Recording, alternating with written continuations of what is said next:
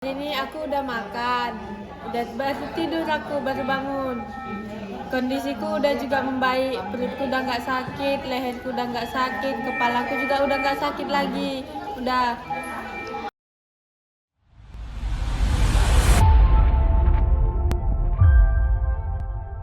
Selamat siang Tribuner, saat ini saya Anissa Ramadhani, reporter Tribun Medan sedang berada di Rumah Sakit Haji Medan, di mana ini merupakan salah satu rumah sakit rujukan dari sejumlah siswa yang mengalami dugaan keracunan MBG. Nah, bagaimana situasi kondisi siswa yang dirujuk ke sini? Ikuti terus ya. Kedatangan orang bapak kemarin ke sini mulai kapan dan bagaimana kondisi anak sekarang?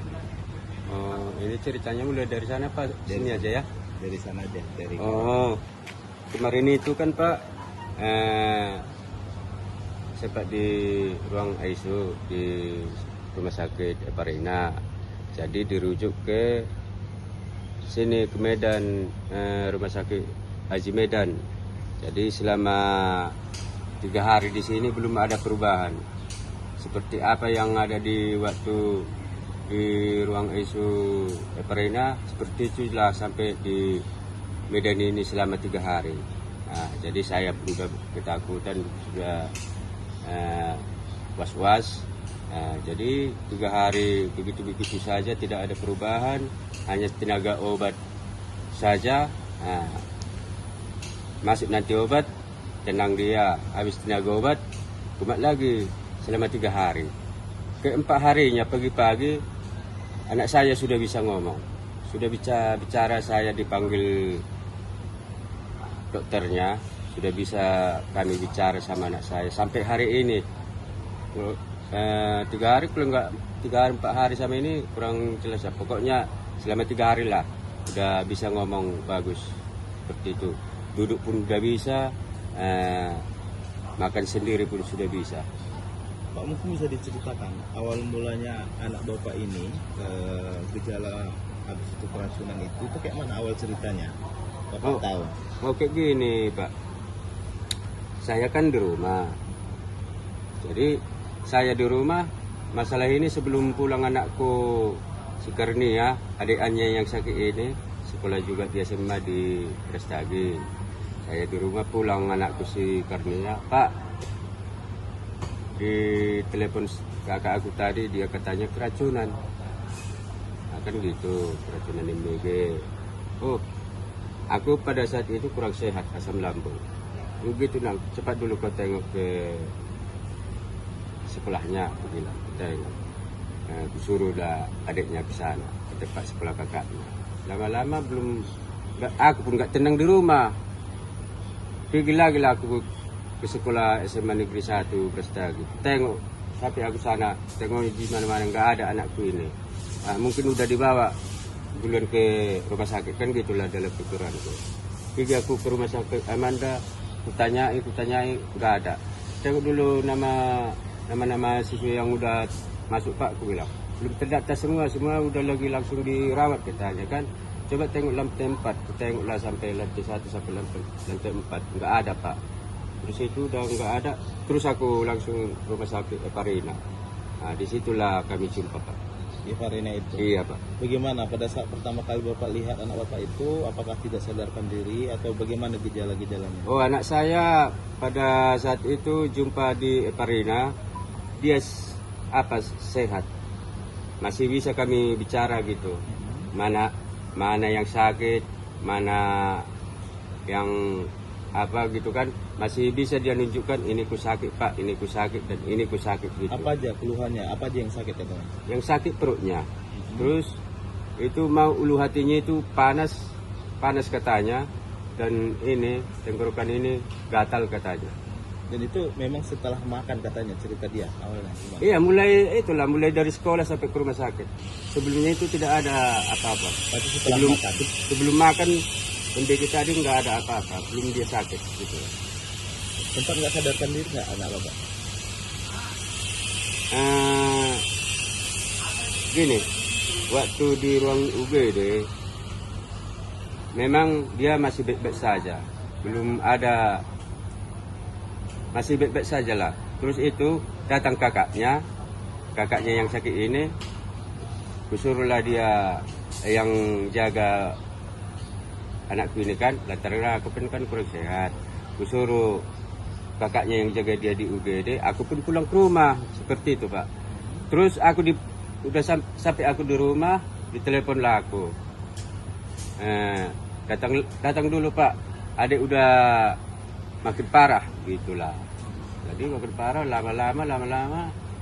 Jadi adik pun dianjurkan untuk masuk ruang ICU. ICU entah picu lah. Nah, sempatlah satu malam di ruang ICU. Besoknya pagi dirujuklah ke Medan ini. Kemudian ini. Iya. Itu sempat nggak bisa ngomong ya? Iya, nggak bisa ngomong. Kalau memang selama kami udah mulai berangkat dari Parina kemari, sempat dia di daerah Bukit Kubu berhenti motor karena ban motor pun kempes. Dia pun udah sempat aku kurang tahu, yang paling paham itu semua anakku yang kakaknya. Teruslah kami sampailah di Medan ini. Maksudnya masih ban kempes terus kondisinya makin memburuk gitu? Sebelum kempes pun udah memburuk sebelum kempes pun ban bulan ini sudah sangat memburuk. Kami pun udah nangis-nangis semua. Sepanjang jalan dari Brastagi ke Medan itu sadar nggak Pak? Enggak sadar. Oh, dalam posisi nggak sadar? Iya. Kalau dari hasil pemeriksaan dokter apa katanya Pak? Gimana dibilang? Aku perlu gimana dibilang? Nggak bisa aku cerita semua bagus-bagus gitu tersusun rapi kalimatnya, nggak bisa. Jadi timbang salah ngomong nanti aku kan bagus salah sedikit seperti apa yang bisa aku ceritakan seperti itulah. Tapi kalau kata dokter, anak bapak ini keracunan atau gimana? Di sini? Iya. Di Rumah Sakit Haji Medan. Hasil pemeriksaannya Pak? Kami nggak ada menanyakan anak kami keracunan apa enggak. Yang penting kami bawa ke sini, kami serahkan semua pengobatannya sama dokter, gitu aja. Kalau yang di Karo, di Karina? Gini deh, masalah di Karo itu enggak kutanyakan ini keracunan apa, ini apa. Pokoknya mulai dia makan makanan MBG, dari situlah mulai dia sakit. Sebelumnya anak bapak ini punya riwayat penyakit tertentu nggak? Oh, tidak ada. Tidak pernah ya? Jangan kenapa. Masuk klinik pun nggak pernah itu. Berobat ke klinik belum pernah. Kedepannya gimana nih Pak? Anak bapak kan mengalami penyakit setelah makan MBG. Harapan bapak kedepannya gimana Mak? Terkait dengan MBG ini, nggak usah lagi ada. Harapan saya, kalau saya pribadi, kalau bisa, kalau MBG ditutuplah. Jangan lagi buat saya, karena takutnya nanti anak saya seperti itu lagi. Antisipasi kita mungkin Pak, nanti kalau udah sembuh, apa nyuruh anak kita bawa MBG atau bawa bekal sendiri Pak? Bawa bekal sendiri dari rumah, walaupun itu ikan asin atau ikan asin goreng, lebih bagus itu bawa bentuk dari rumah, walaupun ikan asin ikannya dari rumah, terjamin kesehatannya. Pak, sampai hari apa katanya anak dirawat di sini? Udah ada pemberitaan belum? Sampai saat ini belum ada, hanya saja katanya Pak, tunggu dulu dia full sehat dari sini, dari ruang situ, baru kalau udah full sehat baru dibikin lagi ke ruang apa itu? Ranap umum ya Pak? Hah? Ranap umum? Itu kurang atau ruang apa tadi, lupa aku. Seperti inilah aku takutnya lupa.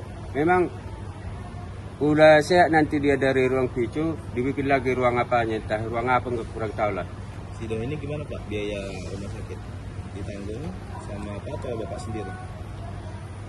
Ini ditanggung pemerintah. Yang pemerintah? Iya. Berarti nggak ada keluar Uang keluar spesial pun saya tidak ada. Hanya saja untuk makan dan tinggal di sini ya, untuk keluarga ya. Iya. Oke Kris gimana nih kondisinya hari ini dan udah ngapain aja nih hari ini? Hari ini aku udah makan, baru tidur, aku baru bangun. kondisiku udah juga membaik, perutku udah nggak sakit, leherku udah nggak sakit, kepalaku juga udah nggak sakit lagi, udah. Pihak rumah sakit gimana nih ngerawat Chris? Baik kali, ramah-ramah, apalagi Ibu Ila sama Ibu Isabel, cantik kali, ramah kali orang ini, enak sama orang ini. Kalau makanan di rumah sakit gimana nih? Nggak enak, nggak enak. Pengen cepat pulang ya? Pengen cepat. Semalam juga aku dijanjikan sama Ibu Bupatinya HP. Semua apa? Iya, sama perawatnya juga. Perawatnya katanya batangnya aja, jangan HP-nya. Itu kata perawatnya. Rasa- Apa aja yang udah jenguk kemarin? Bapak Gubernur, Bapak Bupati, Bapak Sudahyono, udah 3. Ada yang mau disampaikan untuk mereka? Ada. Apa itu? Makasih Bapak Bupati atas bantuannya, atas pertolongannya. Begitu juga sama Bapak Sudahyono, Ibu Bupati, makasih semua. Sama Ibu dokternya juga, makasih udah ngerawat aku sampai sembuh kayak gini. Udah Setelah ini masih mau makan MBG gak Chris? enggak trauma, takut keracunan lagi. Ketakutan ya? Iya takut. Trauma gitu? Trauma. Jadi nggak mau makan? Enggak yang mau lagi. Bawa bontot aja dari rumah kalau lapar.